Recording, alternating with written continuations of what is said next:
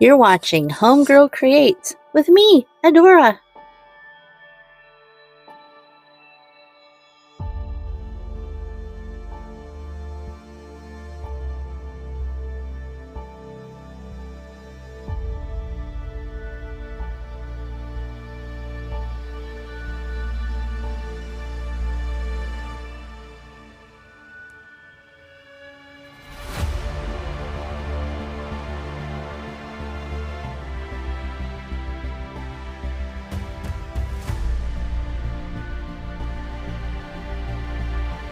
So I was having an online chat with Karen from Redo Interiors, and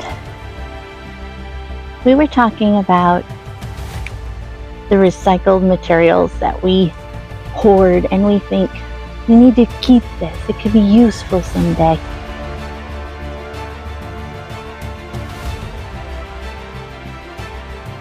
Starting with 2 cereal boxes, I cut them each apart. I traced a paper plate, or find something circular that you can trace, or you can just wing it.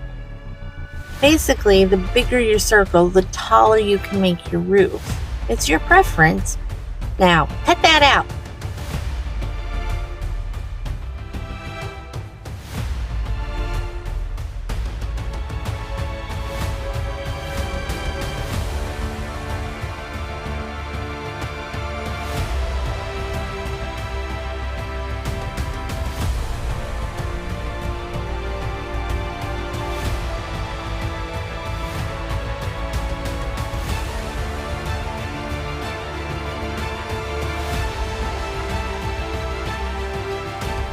Now from that circle center, draw a line to the edge and cut it.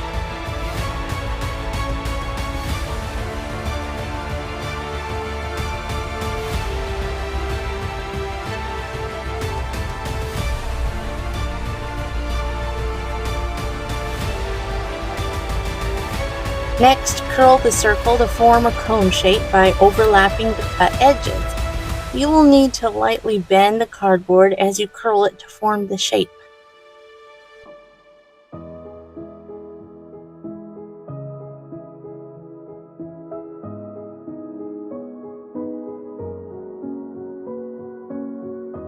With a glue gun on low heat, glue the edge and press gently to seal. Always use caution when working with hot glue. I cut a piece of cereal cardboard lengthwise into 2 strips, and then I began cutting the shingles.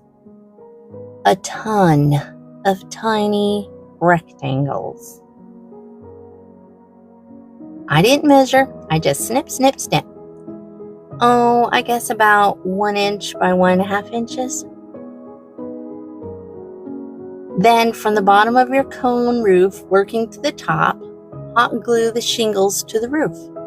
Overlap the shingles and be sure to cover the seam. Pinch the top shingles and glue if needed. For my finished project, I had made a taller cone for a higher roof. And here's how that's looking so far.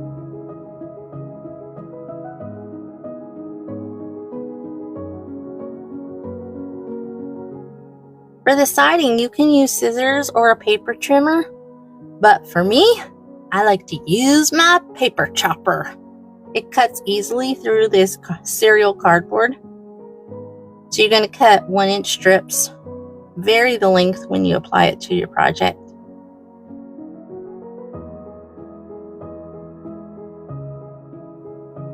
So I decided to practice on a box first. With the glue gun on low heat, I applied the siding strips in a staggering row pattern, leaving a small space in between each row.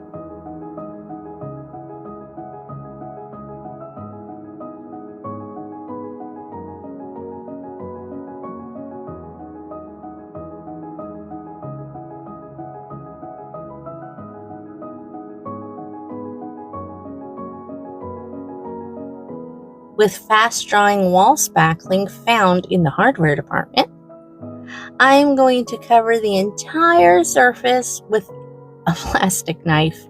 You can use a scraper, a spatula, whatever you have. Apply it as if you're icing a cake.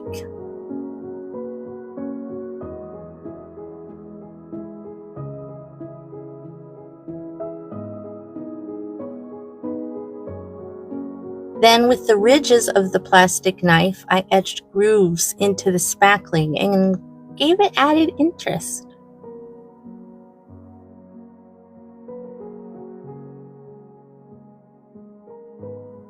Next, I went for the iron Orchid Design silicone molds.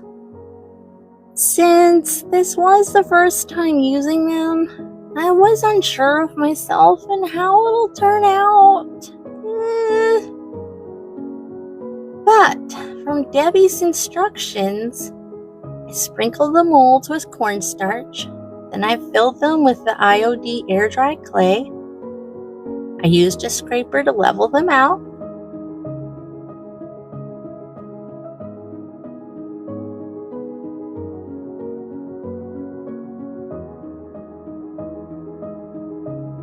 And while they were still wet, I removed them from the mold.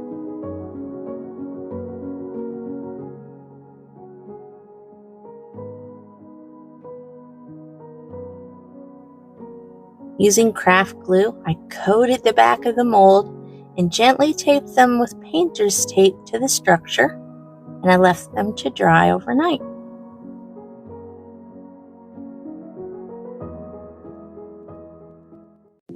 Now that I had practiced, it was time for my project.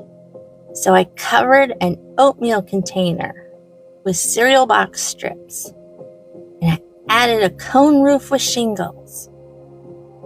You know what? We must eat a lot of breakfast foods over here. I spackled and I etched it. I made the molds and I attached them. They dried overnight. The door cracked, but that's okay. It adds to the look. I think it turned out okay. I'm ready to paint it.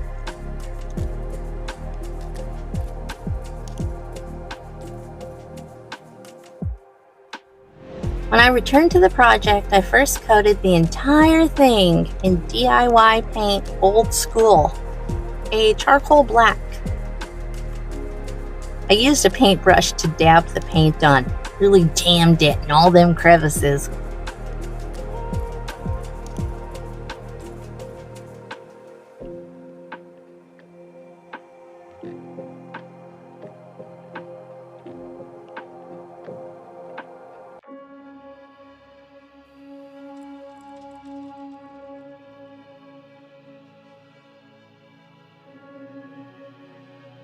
When I was a kid, so when I was about 14 or 15,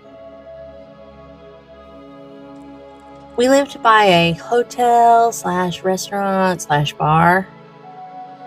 It is well known in the area as being haunted, but that didn't scare me. I was hired as a babysitter at this hotel, so often I was there late at night. There was that one long hallway I was not fond of, though.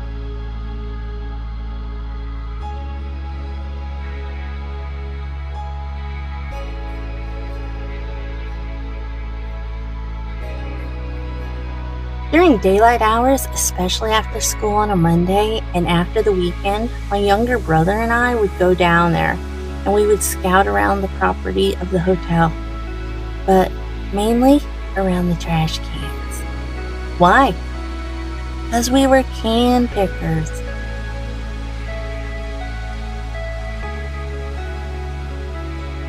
We collected aluminum cans and we would recycle them for a couple of dollars. If we had enough, we could crush them all flat, put them in one big black trash bag. It might yield us $10 to split. One time though, we found $20 cash in the trash. And to two scrawny kids digging in trash cans, you would have thought we struck gold.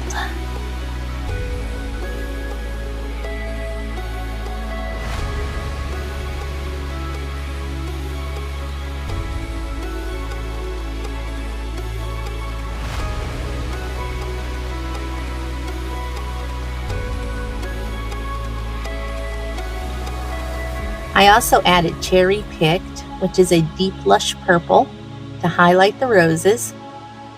Painted Aviary on the leaves and the foliage, and layered chocolate for the branches and the wood. I didn't want a saturated color, I wanted an overall weathered appearance.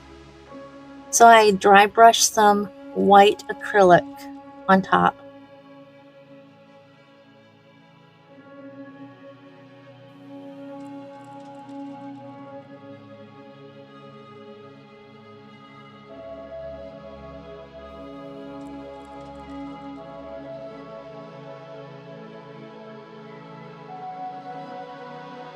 And for that extra touch, I finger painted Golden Ticket.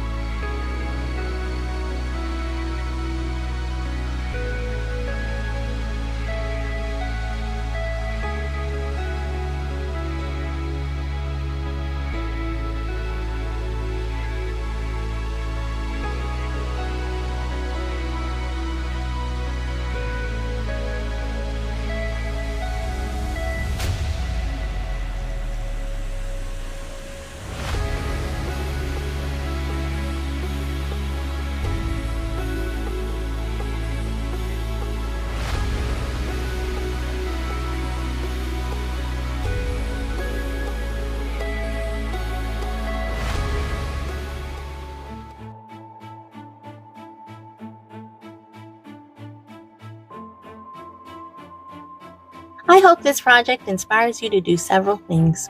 1, to try a new medium. For me, it was the IOD air dry clay molds.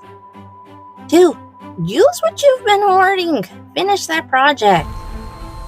3, don't just think outside the box. Think what you can do with the box.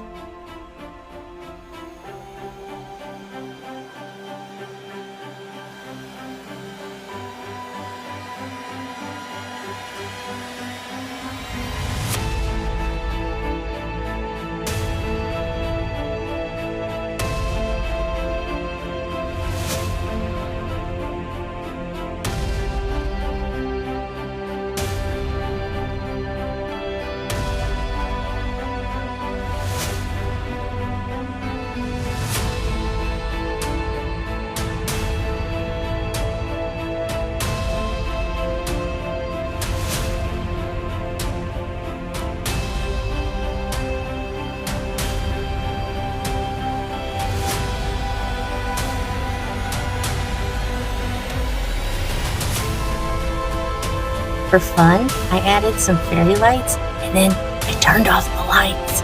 Ooh!